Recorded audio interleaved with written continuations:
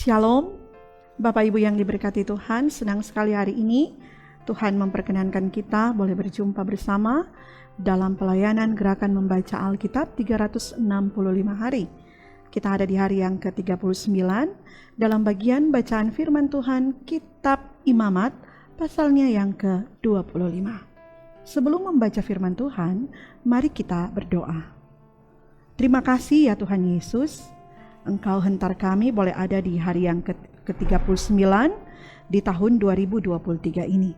Kami hendak membaca bagian bacaan Alkitab dalam kitab Imamat pasal 25. Engkau berkenan memberkati dan melayakkan kami sehingga kebenaran firman yang hendak kami pahami benar-benar dapat kami mengerti dan dapat kami lakukan di tengah perjalanan hidup kami ini. Maka ini kami Tuhan, di dalam nama Tuhan Yesus kami bawa doa kami ini. Amin. Bapak Ibu yang diberkati Tuhan, mari kita mulai membaca bagian bacaan Alkitab kita di hari ini. Tuhan berfirman kepada Musa di Gunung Sinai.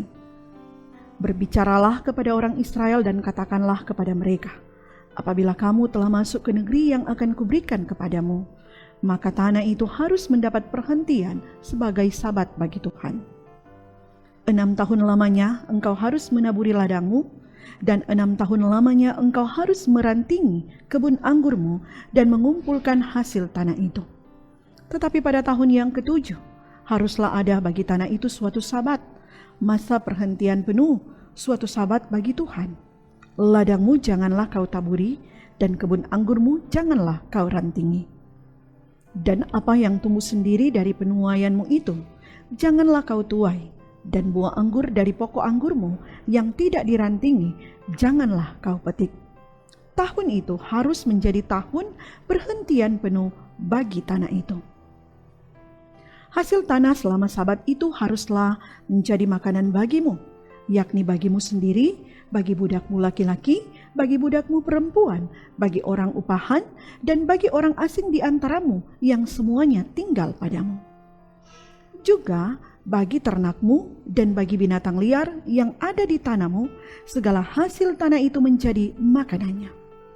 Selanjutnya, engkau harus menghitung 7 tahun sabat, yakni 7 kali 7 tahun, sehingga masa 7 tahun sabat itu sama dengan 49 tahun. Lalu engkau harus memperdengarkan bunyi sangkakala di mana-mana dalam bulan yang ke-7, pada tanggal 10 bulan itu.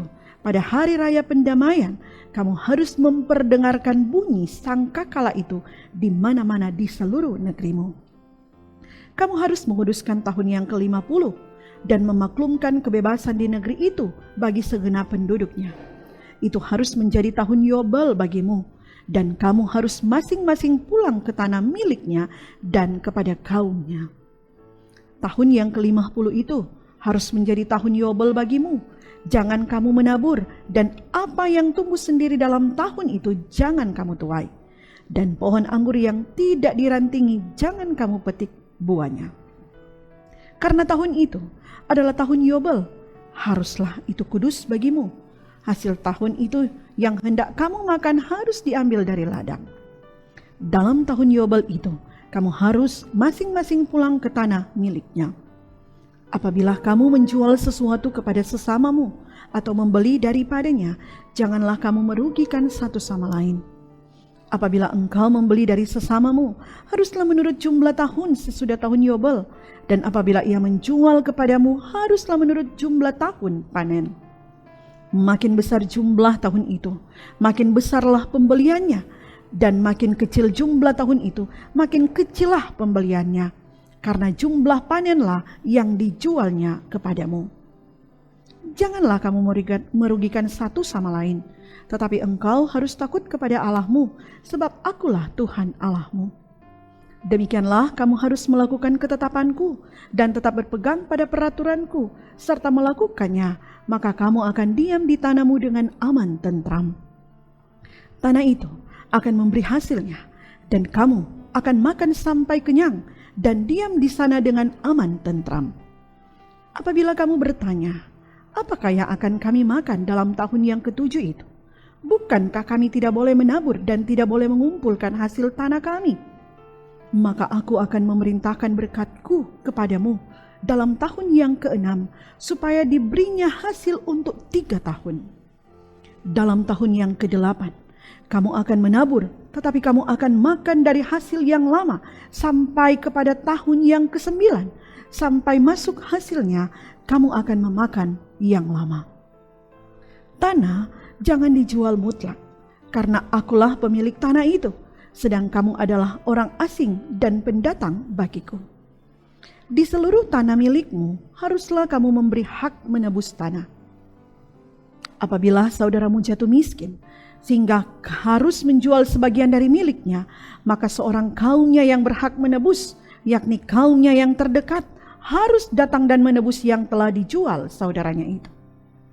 Apabila seseorang tidak mempunyai penebus, tetapi kemudian ia mampu sehingga didapatnya yang perlu untuk menebus miliknya itu, maka ia harus memasukkan tahun-tahun sesudah penjualannya itu dalam perhitungan, dan kelebihannya haruslah dikembalikannya kepada orang yang membeli daripadanya, supaya ia boleh pulang ke tanah miliknya. Tetapi jikalau ia tidak mampu untuk mengembalikannya kepadanya, maka yang telah dijualnya itu tetap di tangan orang yang membelinya sampai kepada tahun Yobel. Dalam tahun Yobel, tanah itu akan bebas dan orang itu boleh pulang ke tanah miliknya. Apabila seseorang menjual rumah tempat tinggal di suatu kota yang berpagar tembok, maka hak menebus hanya berlaku selama 1 tahun mulai dari hari penjualannya. Hak menebus berlaku hanya 1 tahun. Tetapi jikalau rumah itu tidak ditebus dalam jangka waktu 1 tahun itu, rumah itu secara mutlak menjadi milik si pembeli turun-temurun. Dalam tahun Yobel, rumah itu tidaklah bebas. Tetapi rumah-rumah di desa-desa yang tidak dikelilingi pagar tembok haruslah dianggap sama dengan ladang-ladang di negeri itu. Atasnya harus ada hak menebus, dan dalam tahun Yobel rumah itu harus bebas. Mengenai rumah-rumah di kota-kota orang Lewi, hak menebus rumah-rumah itu ada pada orang-orang Lewi untuk selama-lamanya.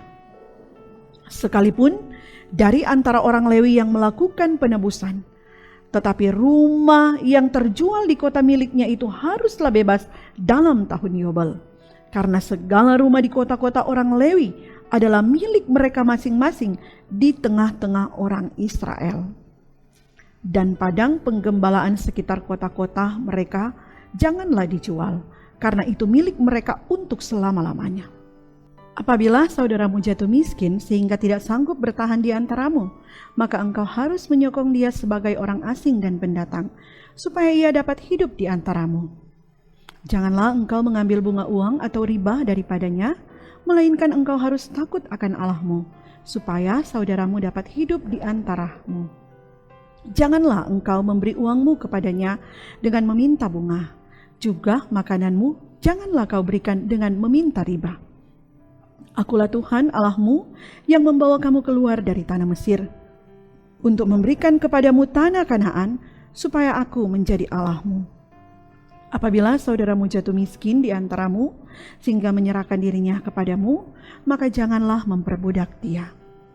Sebagai orang upahan dan sebagai pendatang, ia harus tinggal di antaramu. Sampai kepada tahun Yobel, ia harus bekerja padamu. Kemudian ia harus diizinkan keluar daripadamu, ia bersama-sama anak-anaknya, lalu pulang kembali kepada kaumnya, dan ia boleh pulang ke tanah milik nenek moyangnya. Karena mereka itu hamba-hambaku yang kubawa keluar dari tanah Mesir, janganlah mereka itu dijual secara orang menjual budak. Janganlah engkau memerintah dia dengan kejam, melainkan engkau harus takut akan Allahmu. Tetapi budakmu laki-laki atau perempuan yang boleh kau miliki adalah dari antara bangsa-bangsa yang di sekelilingmu, hanya dari antara merekalah kamu boleh membeli budak laki-laki dan perempuan.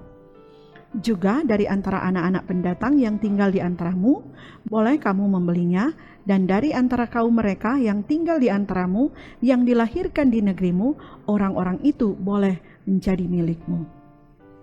Kamu harus membagikan mereka sebagai milik pusaka kepada anak-anakmu yang kemudian, supaya diwarisi sebagai milik. Kamu harus memperbudakkan mereka untuk selama-lamanya. Tetapi atas saudara-saudaramu, orang-orang Israel, janganlah memerintah dengan kejam yang satu sama yang lain. Apabila seorang asing atau seorang pendatang di antaramu telah menjadi mampu, sedangkan saudaramu yang tinggal padanya jatuh miskin, sehingga menyerahkan dirinya kepada orang asing atau pendatang yang di antaramu itu, atau kepada seorang yang berasal dari kaum orang asing, maka sesudah ia menyerahkan dirinya, ia berhak ditebus, yakni seorang dari antara saudara-saudaranya boleh menebus dia, atau saudara ayahnya, atau anak laki-laki saudara ayahnya, atau seorang kerabatnya yang terdekat dari kaumnya, atau kalau ia telah mampu, ia sendiri berhak menebus dirinya. Bersama-sama dengan si pembelinya, ia harus membuat perhitungan, mulai dari tahun ia menyerahkan dirinya kepada orang itu, sampai kepada tahun Yobel, dan harga penjualan dirinya haruslah ditentukan menurut jumlah tahun-tahun itu. Masa ia tinggal pada orang itu haruslah dihitung seperti masa kerja orang upahan.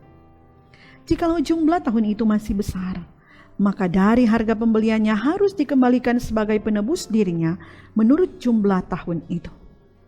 Jika waktu yang masih tinggal sampai kepada tahun Yobel sedikit lagi saja, maka ia harus membuat perhitungan dengan orang itu.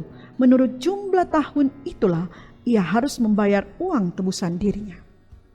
Demikianlah ia harus tinggal padanya sebagai orang upahan dari tahun ke tahun. Janganlah ia diperintah dengan kejam oleh orang itu di depan matamu.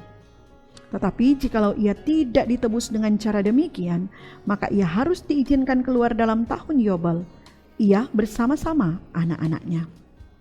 Karena padakulah orang Israel menjadi hamba, mereka itu adalah hamba-hambaku yang kubawa keluar dari tanah Mesir. Akulah Tuhan Allahmu. Sampai demikian bacaan firman Tuhan di hari ini. Kiranya Tuhan Yesus selalu memberkati dan menyertai kita sekalian yang selalu rindu dan gemar akan kebenaran firman-Nya.